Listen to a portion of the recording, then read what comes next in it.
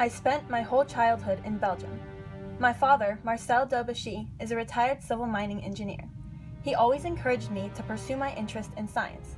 As far as I can remember, I was interested in math and how things work. My mother, Simone Daubechies, is a retired criminologist. She is a very strong woman.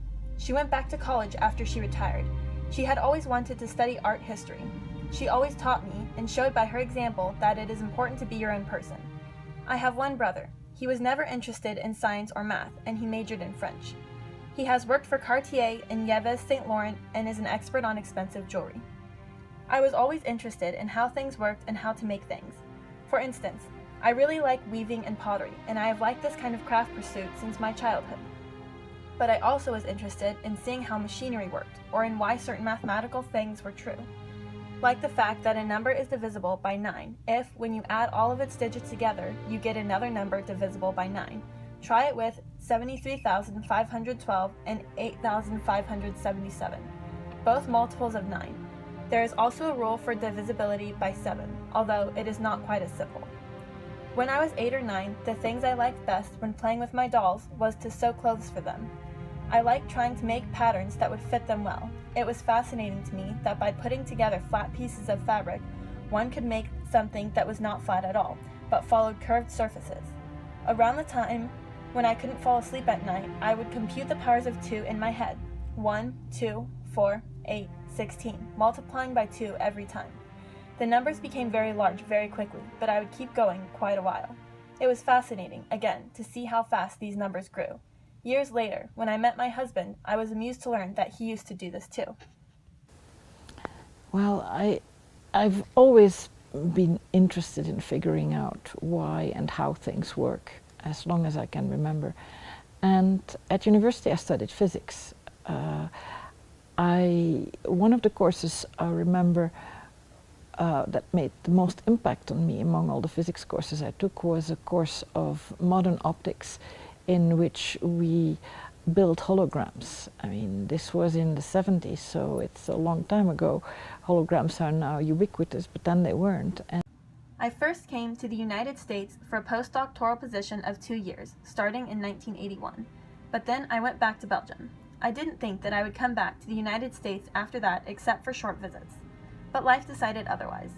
After meeting Robert Calderbank in 1985, I returned to the US to settle for good in 1987 after we got married.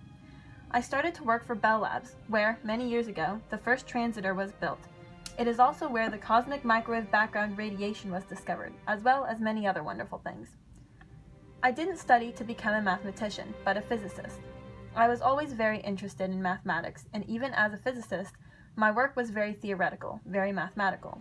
I became interested in applications of mathematics outside physics, especially in engineering, and that is how I am now considered a mathematician. Okay, do you know who this is? This person? No. Who this is? No. Okay. Do you know who this is? No. Okay. Her name's Ingrid Daubechies. Does that sound familiar at all? Why is Ingrid Daubechies so important? The answer is simple. She discovered wavelets. So, what are wavelets? Wavelets are a mathematical building block. Are mathematical building blocks that people use to decompose images or signals or other mathematical objects, complicated objects that have typically many scales in them. In an image, when you look at it, there are large-scale things, and then there are fine-scale details that add texture and detail to what you're seeing.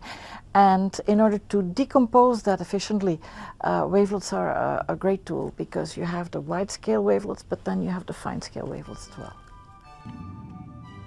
Many things of interest to mathematicians or engineers are very complex and have several complicated structures layered on top of one another. As we do in other things in life, we like to take things apart into more elementary building blocks so we can unravel this rich structure. To do such unraveling, we view these complex things as a superposition of much simpler ones. You can imagine trying to work on a screen or tablet with graphical tools, putting down broad strokes of color and then gradually adding finer details. What you are doing is constructing a complex drawing with elementary tools for action. Decomposing into simple building blocks can be done in many different ways in mathematics. Wavelets are one way that emerged gradually as a powerful tool in this direction both theoretically and computationally. It is powerful because it can capture many different scales. For example, in an image or photograph, there are large color planes and small detail such as edges or textures. For large color planes, you might want to use a building block that gives that feature.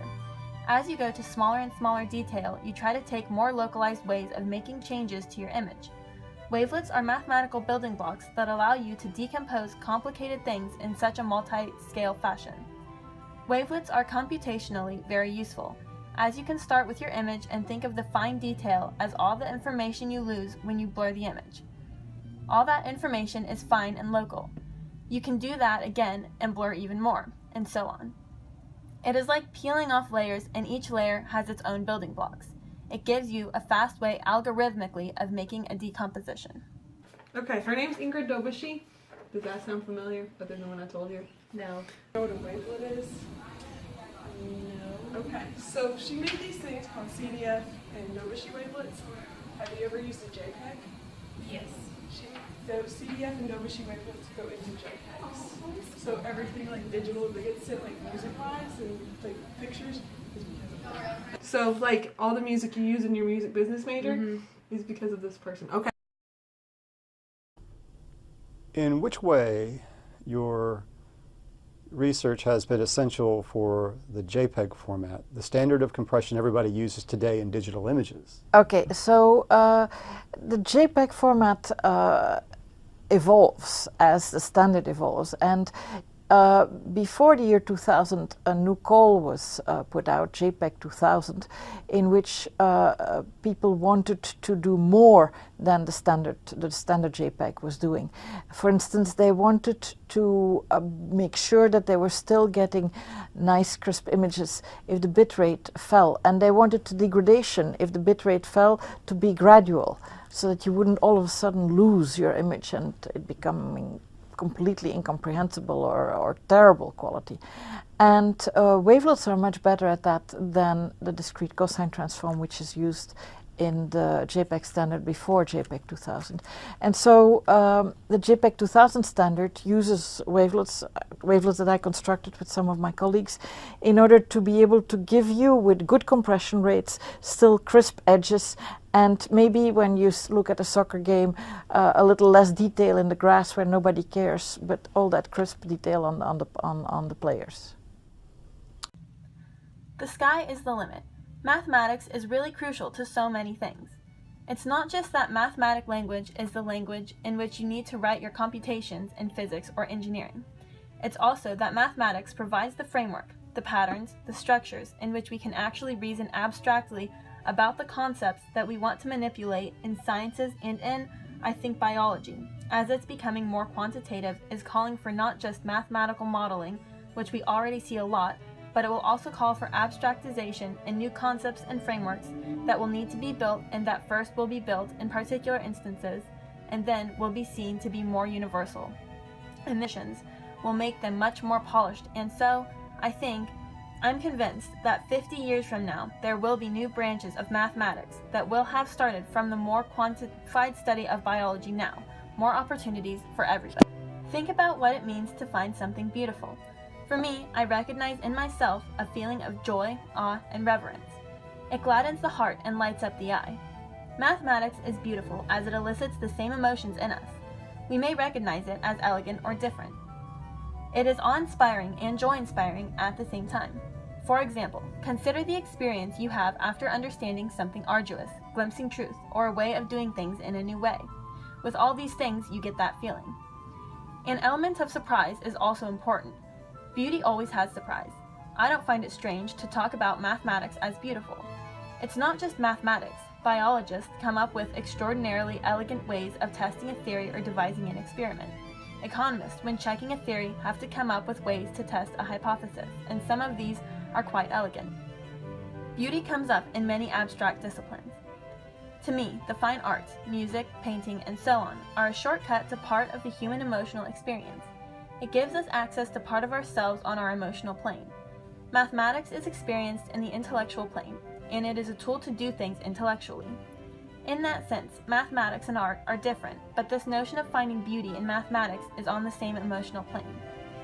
Saying whether mathematics is an art or science is a way of trying to capture something with a sound bite. Using only one word to describe it simplifies things too much.